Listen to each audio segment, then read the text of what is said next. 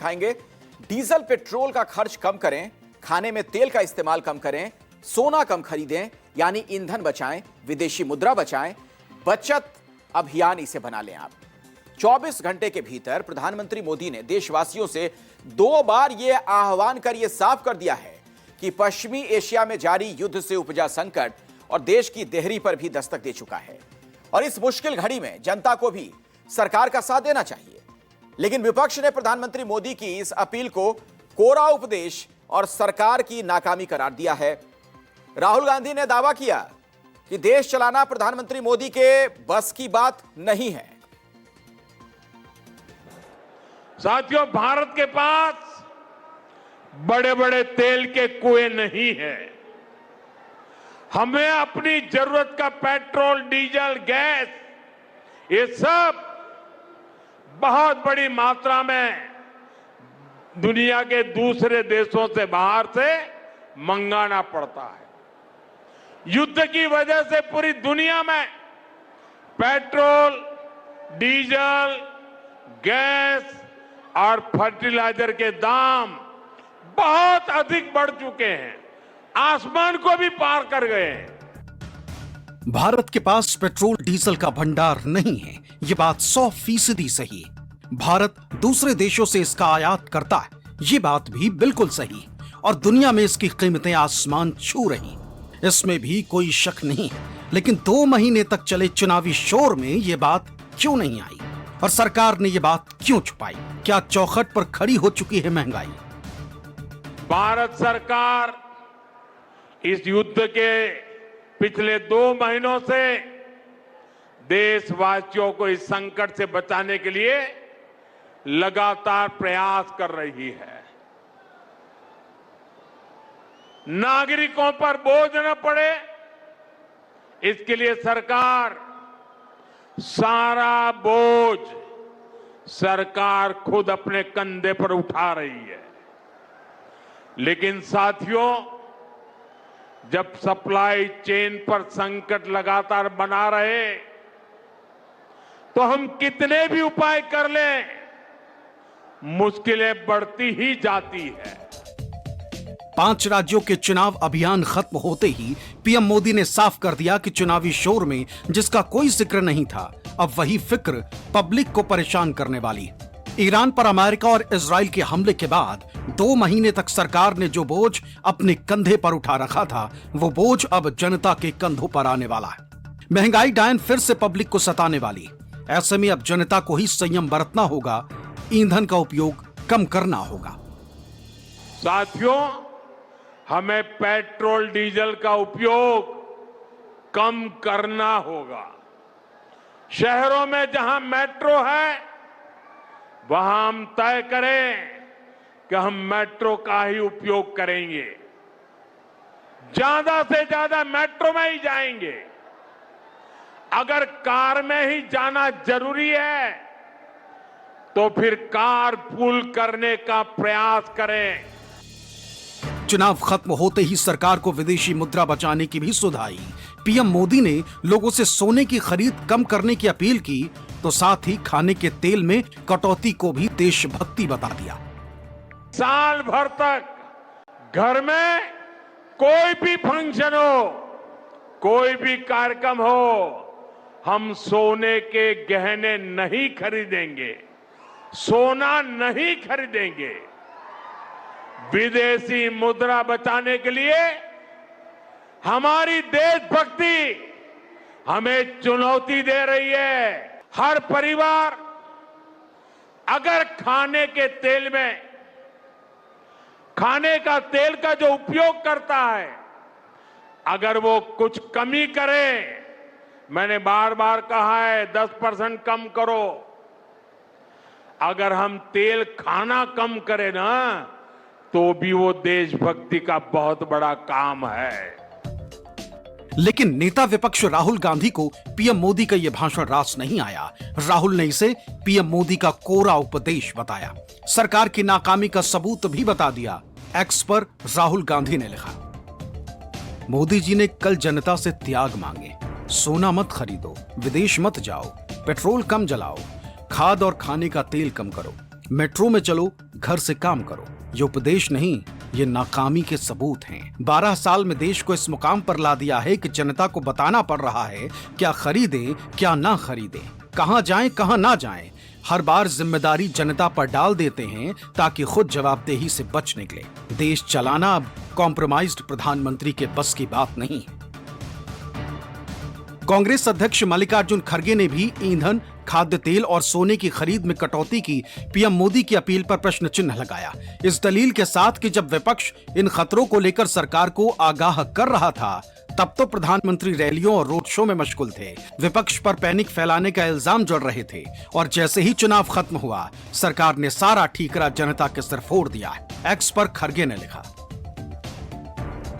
जब गरीबी में आटा गीला हो रहा है तब मोदी जी देश को बचत करने का पाठ पढ़ा रहे हैं। 28 फरवरी को पश्चिम एशिया में जंग शुरू हुई।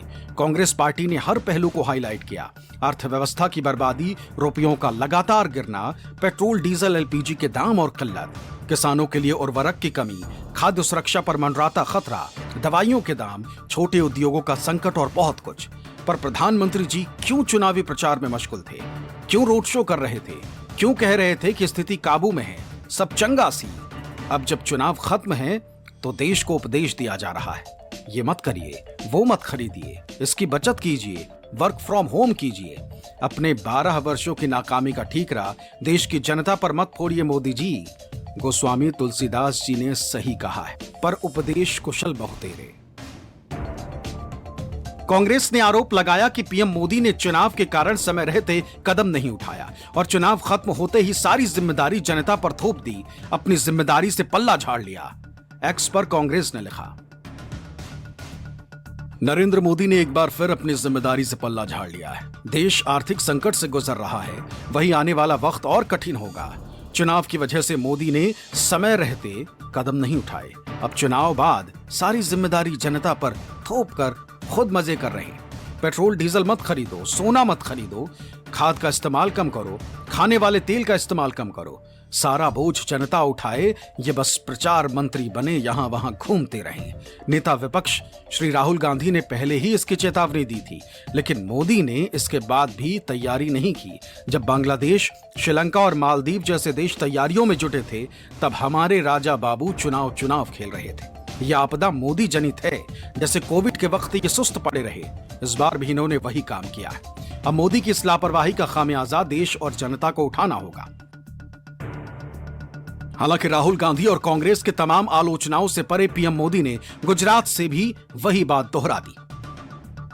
देश को जन भागीदारी की शक्ति की बहुत बड़ी आवश्यकता है। हमें भारत के नागरिक के तौर पर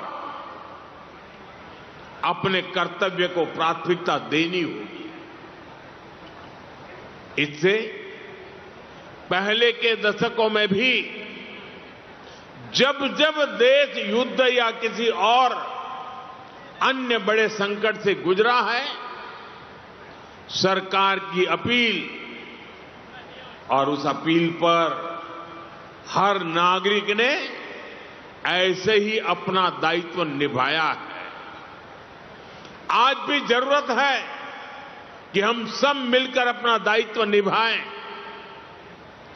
देश के संसाधनों पर पड़ने वाले बोझ को कम करें। हिपोक्रेसी की सीमा तो यह है कि पेट्रोल डीजल जनता कम खर्च करे, लेकिन मोदी जी का लंबा काफिला पेट्रोल डीजल बर्बाद करता हुआ निकलेगा, रोड शो करेगा। आपसे कहते विदेशी यात्रा मत कीजिए, लेकिन वो यूरोप की यात्रा पर 5 दिन के लिए जा रहे हैं। बड़ी गर्मी है देश में।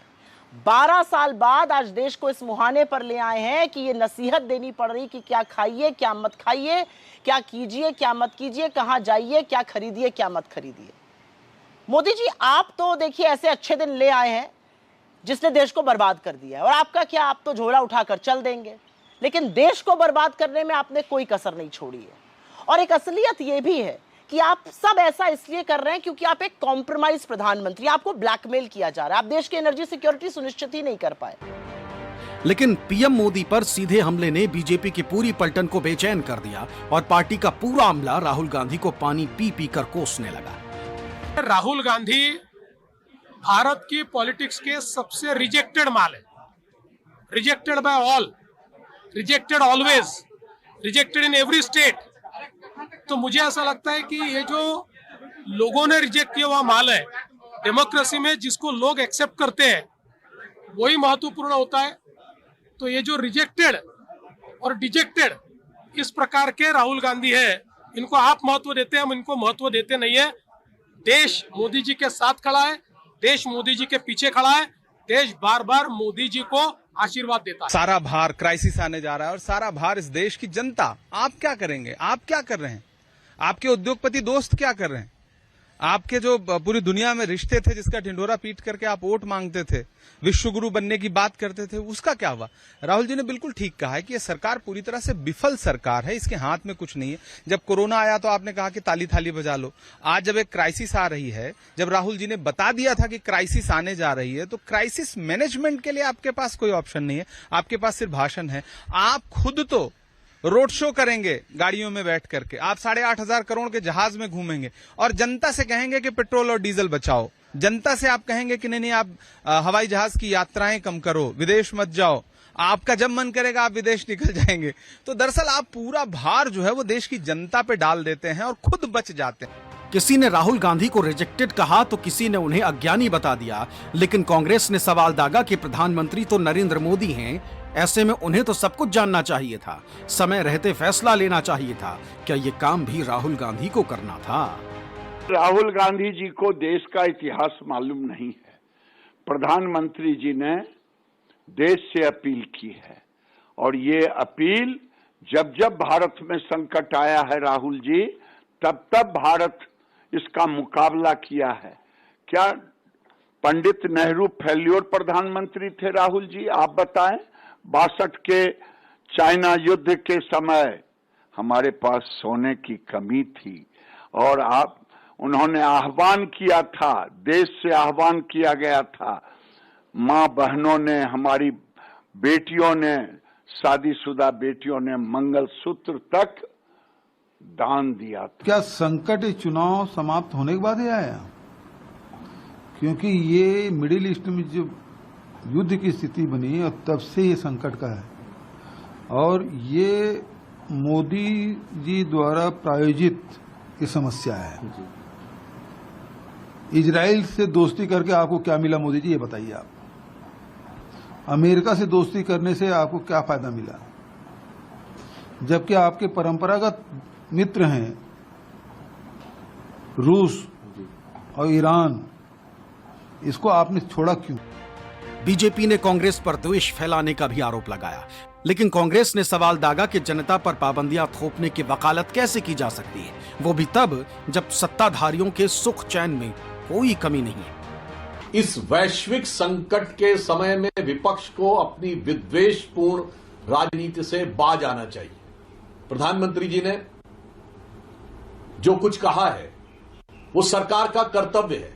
ये कुछ उस प्रकार से है जैसे सुनामी या तूफान की संभावना के समय सरकार आपको सावधानी बरतने के लिए कहती है। इसका अर्थ यह कि सरकार कोई आपकी स्वतंत्रता को बाधित करने के लिए कह रही है। ये उस समय हर व्यक्ति उस गांव, शहर, जिले और उस क्षेत्र की पूरी व्यवस्था के लिए आवश्यक होता है। मुझे लगता है कि विपक्ष एक बार फिर वही गलती कर रहा है कि वो सरकार का विरोध, भारतीय जनता पार्टी का विरोध और श्री नरेंद्र मोदी जी के विरोध करते करते देश विरोध की सीमा में कब तक चला जा रहा है यह वो तय नहीं कर। चुनाव खत्म होने के बाद प्रधानमंत्री नरेंद्र मोदी जी ने देश की जनता से अपील की है। उनका कहना है घर से काम करो, मतलब वर्क फ्रॉम होम करो, मेट्रो से चलो, पेट्रोल डीजल बचाओ, सोना मत खरीदो, विदेशी यात्रा मत करो, विदेशी ब्रांड का सामान मत खरीदो। यही नहीं, जो खाने वाला तेल है उसका कम इस्तेमाल करो और खेतों में खाद कम डालो। ये सारी बातें कहकर नरेंद्र मोदी जी कोई नेक सलाह नहीं दे रहे हैं, वो असल में अपनी और अपनी सरकार की नाकामी का जीता जागता सबूत पेश कर रहे हैं।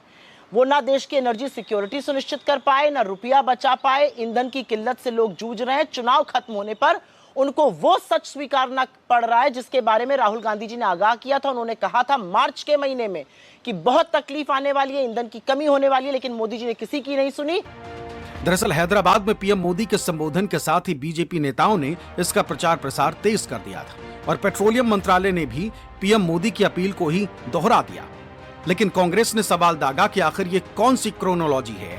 उधर पीएम बोले और इधर सब एक साथ शुरू हो गए। मैं आप लोगों से कहना चाहूँगी कि माननीय प्रधानमंत्री जी ने देश के सभी लोगों के से आग्रह किया है कि पेट्रोल और डीजल की खपत कम करें, जहां भी संभव हो मेट्रो और सार्वजनिक परिवहन का उपयोग करें, कार पूलिंग का विकल्प चुनें, railway as a mode of transportation for goods को प्रेफर करें और जहां भी संभव हो इलेक्ट्रिक वाहनों का उपयोग बढ़ाएं। ये सारी जो बातें सरकार बोल रही है, प्रधानमंत्री बोल रहे हैं, इतना कैजुअली एक पब्लिक मीटिंग में बोल रहे हैं, मुझे लगता है कि पूरी जनता को, संसद को लेना चाहिए कॉन्फिडेंस के अंदर कि ऐसा क्या हुआ कि जो युद्ध चल रहा है खाड़ी में, सब जानते हैं उसको, लेकिन जो वैश्विक स्थिति है उसके बारे में एक्चुअली में हमारा क्या स्टैंड है, हम कहाँ खड़े हैं, उस पूरा एक खुलासा करना चाहिए।